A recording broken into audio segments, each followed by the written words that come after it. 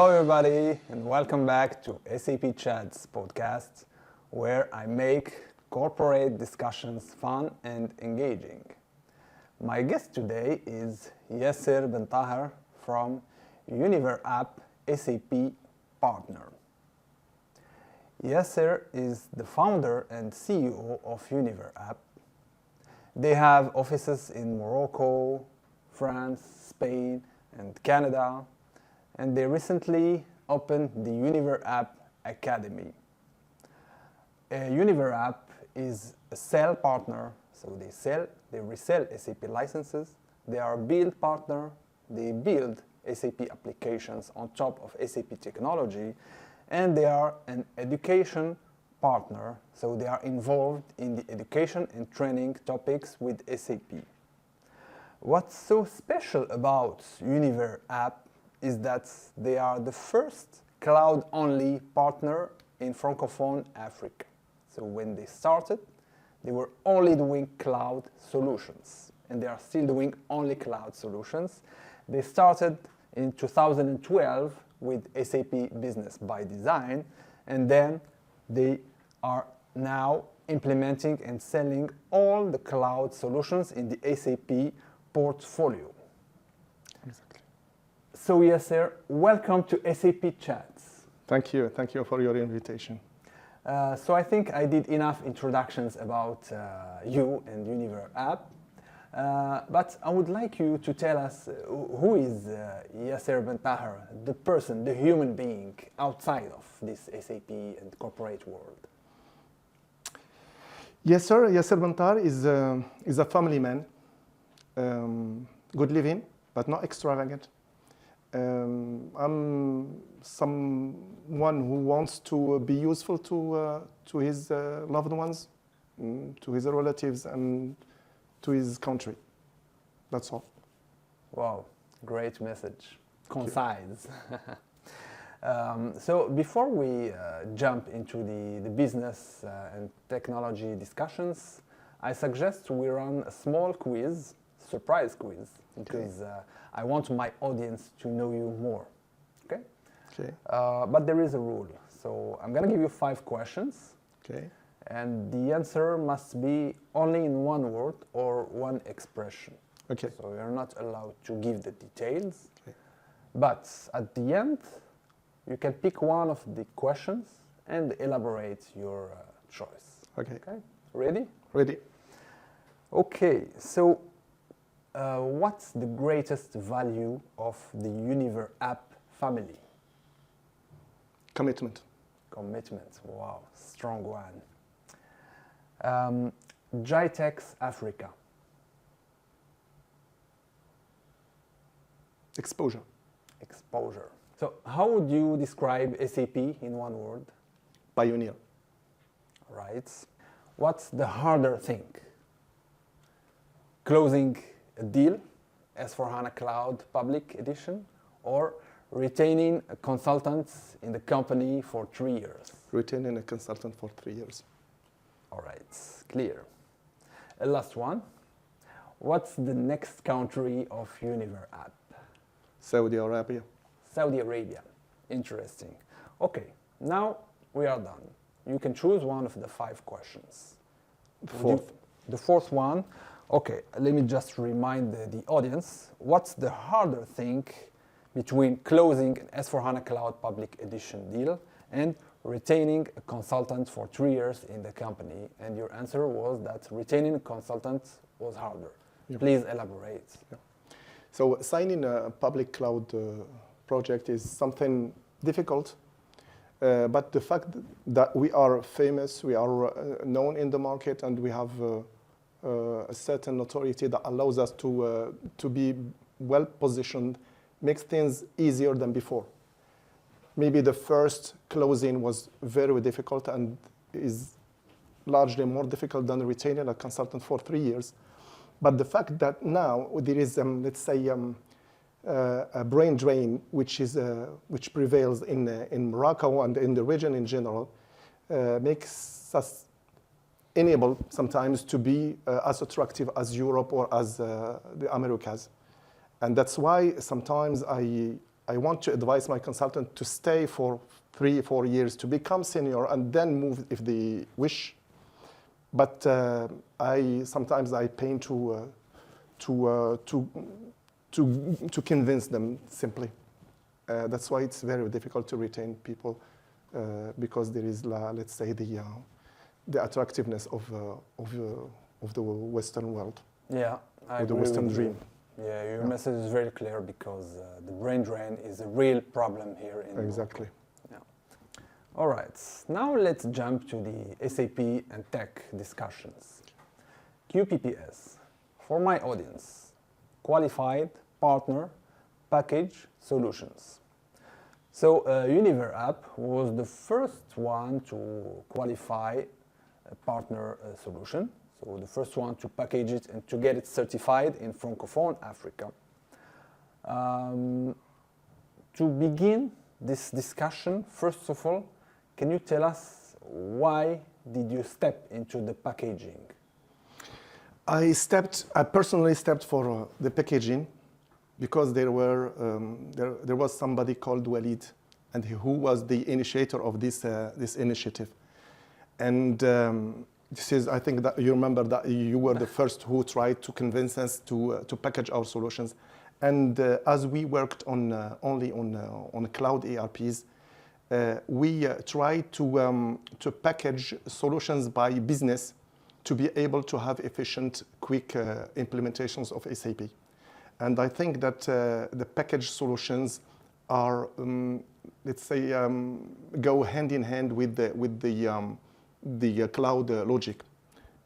That's why we, and with the market, the Moroccan or the local market. So we tried to package solutions by business. We started with distribution, and then we moved to other businesses like civil engineering, which make us able to have an advantage, a competitive advantage, allowing us to implement SAP in short periods and almost all in standard functionalities. All right. Well, to be honest, I was surprised that you said I was one of the causes. Yeah, I confirm. It was not part of the preparation. Yeah. Thanks for that, and happy to hear it. So when you package a solution, this means that you have an expertise that you're gonna capitalize on to help your customers take advantage from this expertise. And if I understand well, so you have packaged a solution for distribution, which means that you are strong in the distribution. And now in the civil engineering, which means that you have an expertise that you can deliver to your customers. Exactly. That's interesting. And well, after packaging the solutions, have you been able to see any solutions, any impacts? So I know I was the cause for you to package, but what happened after that?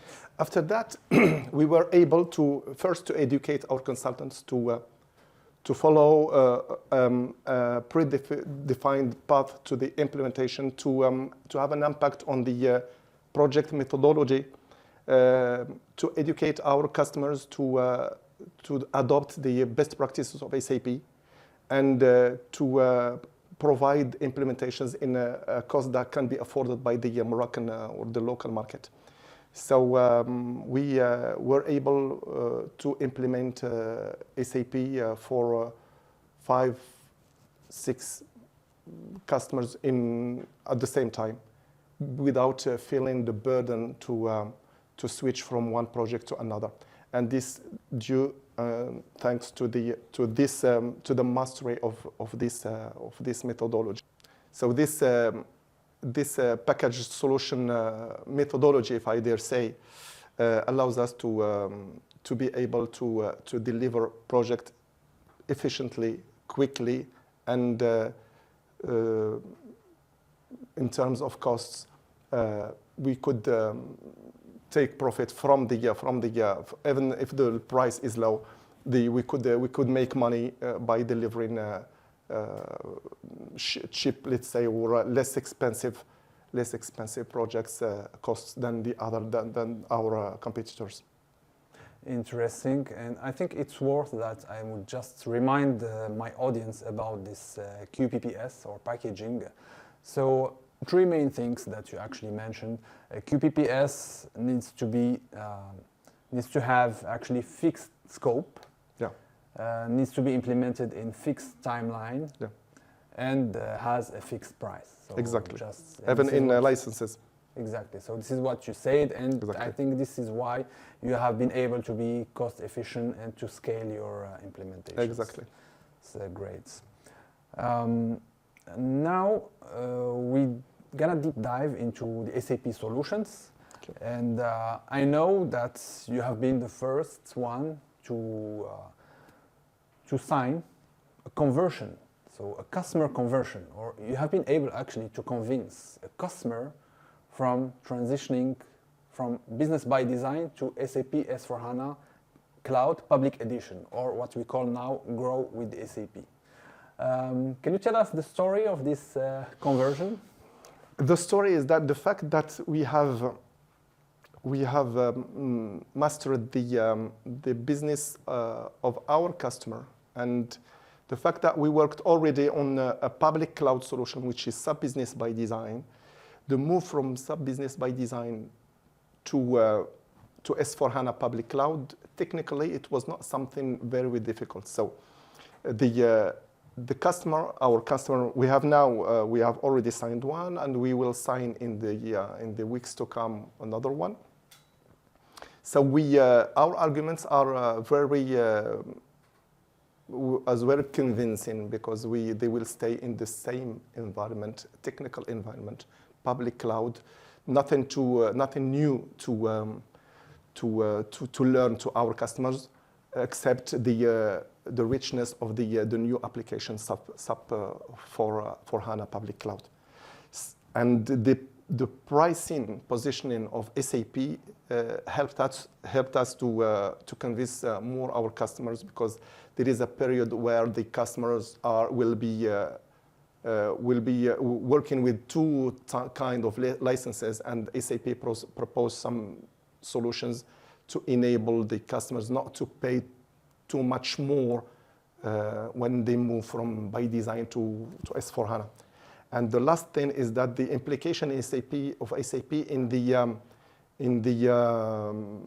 implementation of the first projects, like the early adopter, and sometimes they provide us with experts in SAP to help our customer make the shift more fluid. Interesting. And I think, well, your team were lucky, well, not lucky, but because you already had the cloud mindset, actually. So exactly. You're not coming from the on-premise world. Exactly. So you don't need to rethink and rework the cloud mindset, but it was already there. Exactly. And even the customers are already on public cloud. So the only thing they have to adopt is the new, let's say, interface. But even the interface are very similar with by design, So nothing, you have just a login and password, and nothing to set up, and they are already accustomed to this kind of solutions. So it's the move from by design to S4 public cloud is much more, let's say, much more comprehensive for these kind of clients than move from SAP, for instance, even by design to private edition, for instance. So they are accustomed to the public cloud environment. Nice story. Thanks for that.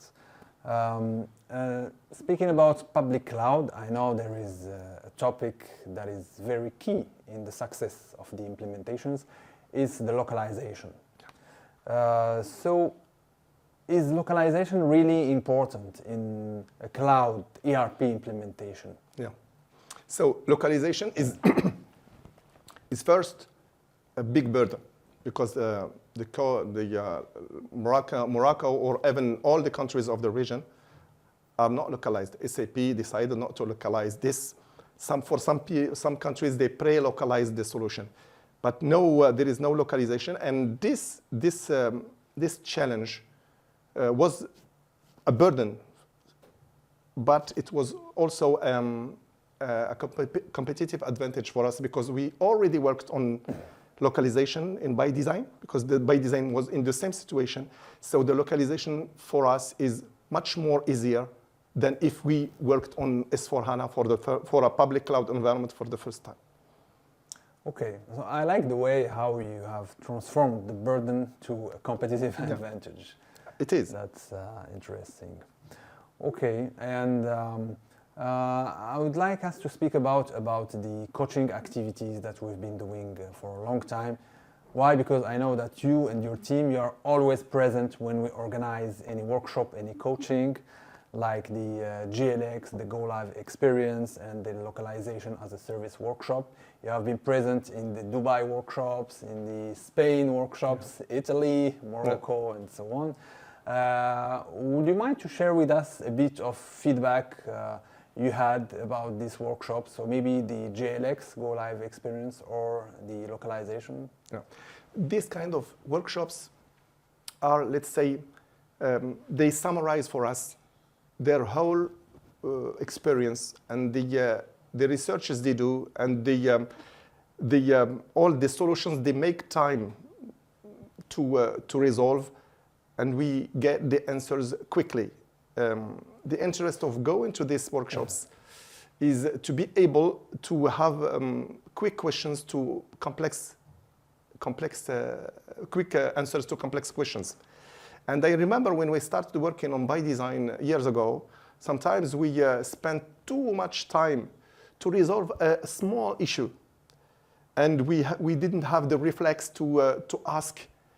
We tried to resolve problems by ourselves. And now, what is interesting in these workshops is sometimes we are blocked, and instead of spending too much time to resolve the solution, we understand that and the SAP provides several tools and several workshops to answer to our questions and to go directly to the implementation instead of trying to find where to resolve this or this technical blockage. So for you, it was not a loss of time because you need to take the consultants from the projects and block them for 1 week. No, yeah, exactly. And there is another advantage is that when you send your team to this kind of workshops, you let's say you change their mindset. So they adopt the mindset of of SAP roadmap. So when they talk to their customers, they try to educate them to accept, to adopt SAP best practices and fit to standard functionalities. So instead of trying to help to train our customers to a certain mindset, just sending them to these workshops of SAP makes things easier for us. So they take, let's say, they take the information from the source. All right, I'm happy to hear that. Speaking about consultants and people in general, because people are key in the tech success, I would like us to speak about the remote work. Yeah. Not recently, but some time ago, one of your project managers told me that at Univers App, you have made a project fully remote. I mean, they did not even go to the customer once. Is it true, or he was exaggerating? No, projects. We implemented SAP for 2 customers in Tunisia and in Ivory Coast, and it was one of the benefits of COVID, of the rare benefits of COVID, because changing the mindset of people and making them accept the efficiency of remote working, even myself, because before COVID, I was not very convinced that full implementation can be done full remotely. We were constrained to accept that our consultants work remotely, and our customers were constrained to accept that we implement remotely. But the implementation of the two for our 2 customers was not had nothing to invite to an implementation on site. Wow, so it's a real story, real facts. Remote work And I think it's thanks to the cloud, because if it was not cloud solutions, then it would have been a different story. And now, if I can just add one word, now the possibility to work remotely has become for us a kind of incentive to my consultants too, because sometimes they need to rest, they stay at home, and for responsible, let's say, consultants, they are more efficient working remotely than working on site. Amazing. All right. To conclude, Univers AP Academy. Yeah. So it's a recent thing. I remember I have attended the opening of the academy, but for my audience, first of all, I would like you to define it. What is it? What does this Univers AP organization do, and why it has been created? Yeah. So Univers AP Academy was created to, let's say, to face the brain drain, because with the brain drain and offshoring, the brain drain deprived us from good consultants. And offshoring, let's say configurators or developers of SAP. And what we need is consultants. And the consultant is someone who can re-engineer processes, who can challenge the customer, who can understand the customer, define the gap between the functionalities of SAP and the business of his customer, and then suggest a new solution with SAP. The problem of our consultants with offshoring is that they can customize, they can configure, and can develop, but they cannot face the customer and say no, and say that this is dangerous for your business, and re-engineer with the customer his own processes. Okay, so we in Univers AP Academy, to face this brain drain, which deprive us from interesting customers, and to not to be obliged to work with the technical consultants only, we decided to, in partnership with SAP, to provide new trainings based on not only on the knowledge of SAP, the ERP, but what consultants need to be a good consultant in our point of view. A SAP consultant, a SAP logistics consultant cannot be efficient if he doesn't understand the logistics processes. A financial consultant cannot be a good consultant if he doesn't understand accounting, controlling, and things like that. True. So we need to learn first to our candidates, learn them the business processes, the adequation between the business processes and SAP good practices, some change management, project management, soft skills, even soft skills, how to face difficulties, how to challenge the customer, how to speak to the customer when we don't understand the question or we don't know the answer, things like that. So in partnership with SAP, we let's say we suggest a courses which combines the two major skills that a consultant have to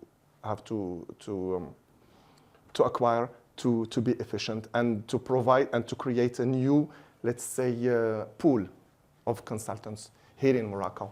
We can create new good consultants. All right, and I mean, is there any confusion, or are you competing against SAP Education, or how are you positioned? Or do you work together, or you come? We are not competing ourselves. They are not our competitors. We are partners, and we complete each other, because SAP provide very good trainings in SAP, but SAP should not deal with the aspects we deal with. How a consultant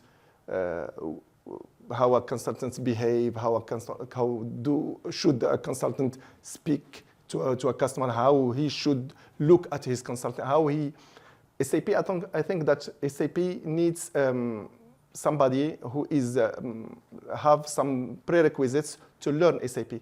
we prepare these consultants for SAP, and SAP train them on all the technical aspects that we need to. All right. And how does this partnership work, the SAP education? I mean, it's about training products or... Yeah. So SAP, we provide our customers with some tools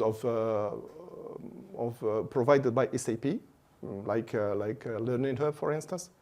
SAP Learning Hub. Yeah, right? exactly. Okay. And we help our trainees to use Learning Hub. We prepare them, help them to prepare the certification of SAP, but the SAP and provide the vouchers from SAP to have a SAP, not a Univers app certification, because we don't provide a certification. It's SAP. At the end of any training, it's SAP which provides the certification. Okay. So we work together with SAP Education to provide the best, let's say, the best formula. Yeah, exactly. The best formula, right? for SAP, for a consultant. Okay, Yasser.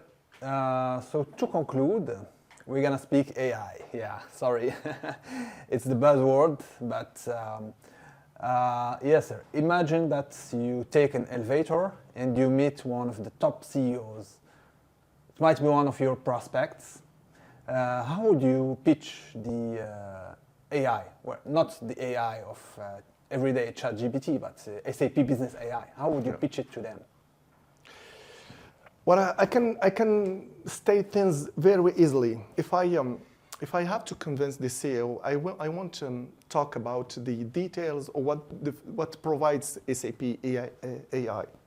I will only tell him the story of Nokia, and tell him that if you want to take the train of the evolution of SAP, the evolution of AI, I think that you will, in the years to come, you will stay as a pioneer in your business, and you will concentrate your efforts on your business. But if you don't take this train, your competitors will do it, and then you will live the same experience as Nokia lived. All right. So his message was very clear. Take the train, or the others gonna do it. Exactly. Okay, Yasser, thank you very much. It was a pleasure to have you with us in SAP Chats. It was a pleasure for me too. Thank you for the invitation again.